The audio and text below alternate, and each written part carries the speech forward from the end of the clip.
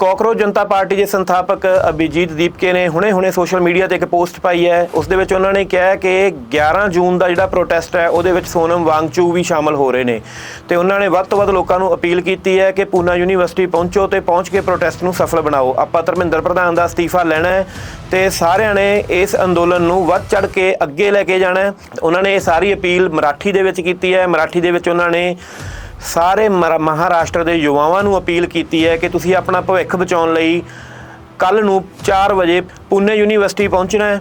ਇਹ ਅਪਡੇਟ ਉਹਨਾਂ ਨੇ ਹੁਣੇ ਆਪਣੇ ਸੋਸ਼ਲ ਮੀਡੀਆ ਪੋਰਟਲਸ ਤੇ ਇੰਸਟਾ ਦੇ ਉੱਪਰ ਜਿਹੜਾ ਕਾਕਰੋਚ ਜਨਤਾ ਪਾਰਟੀ ਦਾ ਪੇਜ ਹੈ ਉਹਦੇ ਉੱਤੇ ਵੀ ਪਾਈ ਹੈ ਤੇ ਆਪਣੇ ਸੋਸ਼ਲ ਮੀਡੀਆ ਤੇ ਵੀ ਪਾਈ ਹੈ ਤੇ ਉਹਨਾਂ ਨੇ ਨੌਜਵਾਨਾਂ ਨੂੰ ਵੱਧ ਤੋਂ ਵੱਧ ਪਹੁੰਚਣ ਦੀ ਅਪੀਲ ਕੀਤੀ ਹੈ। Hello everyone, I have an important announcement to make. Tomorrow Sonam Wangchuk will be joining our protest in Pune University at 4 PM.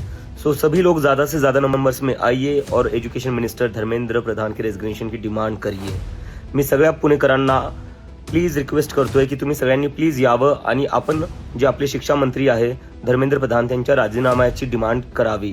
हा आपला प्रोटेस्ट आहे, आपण शांतीपूर्ण आपली जी काही डिमांड आहे ती ठेवू, पण ही प्रोटेस्ट हा मूवमेंट तुम्ही सगळे आल्याशिवाय सक्सेसफुल होणार नाही। तर ही माझी विनंती आहे, सगळ्या पुणेकरांनी नक्की यावं। जय हिंद, जय महाराष्ट्र।